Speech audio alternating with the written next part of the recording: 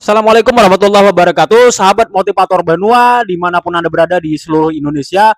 Kita tahu bahwa peningkatan kualitas pendidikan di Indonesia itu momentumnya berlangsung sejak tahun 2005 dengan hadirnya Undang-Undang Guru dan Dosen yang salah satunya itu adalah memulai proses sertifikasi untuk para guru di seluruh Indonesia.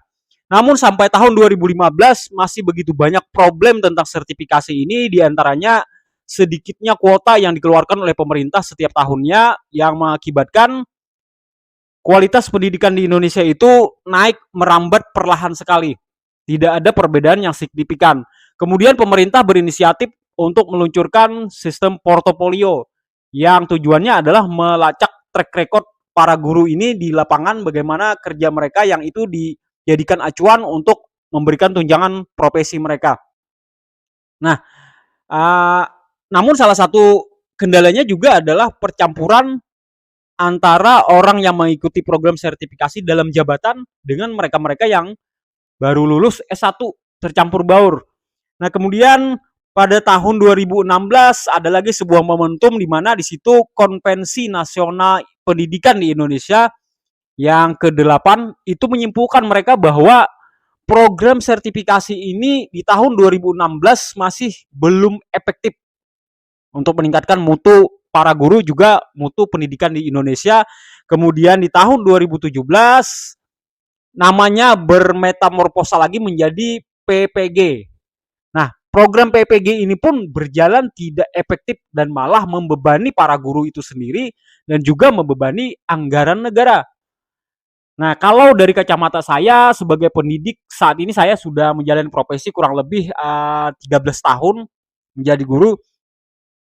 Saya melihat problem yang pertama adalah S1 dan S2 kependidikan kok harus masuk kuliah lagi gitu. Nah, sementara kan kita kalau sudah kuliah 4 sampai 5 tahun itu sudah belajar tentang masalah pendidikan itu detail. Bahkan kami sampai membuat RPP, rancangan pelaksanaan pembelajaran, kemudian alokasi waktu segala macam itu sudah kita pelajari secara teoritis. Nah, kemudian kita harus masuk lagi selama 3 bulan yang disusun secara ketat, yang melelahkan. Itu artinya kita mengulang pola lama. Nah, kemudian saya perhatikan lagi asesor untuk sertifikasi itu secara usia saya lihat sudah kalangan generasi old kebanyakan dari mereka, yang otomatis mereka menggunakan pola-pola lama sesuai yang pernah mereka pelajari, di mana lebih banyak teori di dalam kelas, pembelajaran satu arah yang membuat tidak ada perbedaan antara guru yang sudah disertifikasi dengan yang tidak, karena kita akan mengalami suasana yang berbeda ketika kita sudah masuk di ruang kelas. Biasanya kita akan melupakan teori-teori yang kita dapat di ruang kuliah. Nah, kemudian tidak ada indikator yang pasti antara orang yang sudah sertifikasi dengan yang belum. Itu tidak ada indikator yang jelas. Coba kalau kita perhatikan secara kasat mata saja, itu mereka sudah tidak ada bedanya. Baik dari secara perilaku maupun tindakan di kelas. Nah, kemudian kelemahan berikutnya adalah sistem sertifikasi guru yang ada saat ini menciptakan kesenjangan penghasilan yang begitu jomplang antara orang yang disertifikasi dengan yang belum. Nah, orang yang berbeda secara penghasilan biasanya akan menciptakan circle-circle yang berbeda juga. Mereka misalnya nongkrong di warung, kemudian ngobrol tentang masalah penghasilan, ngobrol tentang barang apa saja yang baru dibeli. Saya baru beli mobil baru, kemudian perhiasan baru, rumah baru, dan seterusnya. Sedangkan guru-guru yang belum disertifikasi ini, mereka cukup mendengarkan dengan perasaan yang mungkin ada yang emosi segala macam, ada yang merasa down dan lain-lain. Itu kesenjangan yang sangat merugikan dalam dunia pendidikan kita, bahkan akan berdampak kepada siswa-siswa kita. Nah, kemudian rencana pemerintah di dalam rancangan undang-undang Sisdiknas yang akan diajukan ke DPR dengan pasal-pasal yang lebih konkret tentang pemutihan sertifikasi guru dengan poin-poin yang sudah tertuang di dalam ayat undang-undang ini, antara lain pemisahan konsep antara kesejahteraan para guru dengan peningkatan kualitas. Nah, jadi konsepnya adalah bahwa di dalam rancangan Undang-Undang Sisdiknas yang baru ini, guru itu harus disejahterakan dulu, baru kita bicara kualitas. Baru guru akan ditagih kualitasnya.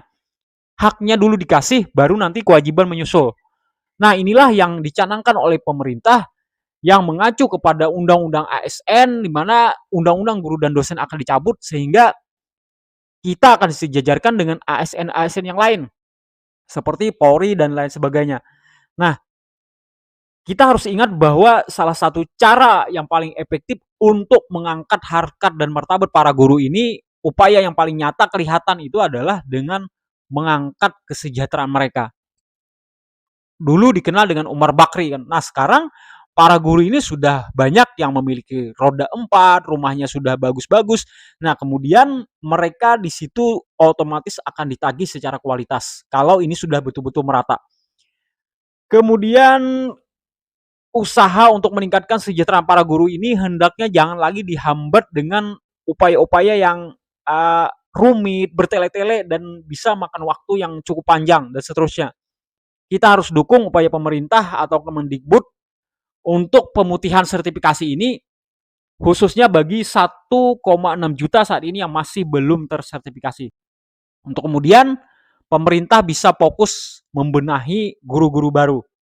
Nah, untuk guru-guru lama, peningkatan kualitas itu bisa ditagih dengan cara pemerintah mengalokasikan dana yang lebih besar, pertama untuk kesejahteraan, kemudian training yang berkala itu bisa dilakukan dengan mengoptimalkan, memaksimalkan peran MGMP masing-masing guru mata pelajaran. Nah, setiap kabupaten kan biasanya kita sudah memiliki musyawarah guru mata pelajaran yang rutin bertemu. Nah, di situ saja yang ditingkatkan sehingga mereka bisa fokus. Karena mereka otomatis lebih tahu apa yang harus mereka lakukan di lapangan. Di MGMP tersebutlah peningkatan kualitas para guru bisa kita harapkan. Di samping pelatihan-pelatihan yang lain yang menyusul yang pasti menukik kepada praktek guru di lapangan. Jadi nomor satu tadi adalah kesejahteraan, dibenahi, kemudian yang kedua baru dituntut dengan kualitas. Karena itu kami sangat mendukung sekali dengan adanya rancangan Undang-Undang Sisdiknas, dan teman-teman para pemirsa yang nonton video ini berpartisipasi lewat gerakan mendukung RUU Sisdiknas masuk Prolegnas tahun 2023 dengan bergabung di Telegram, dan kami sudah membuat aliansi guru non sertifikasi bergerak. Nah, silakan mengikuti link Telegram yang saya cantumkan di link deskripsi di bawah video ini. Salam merdeka buat semuanya, sukses buat semuanya. Assalamualaikum warahmatullahi wabarakatuh.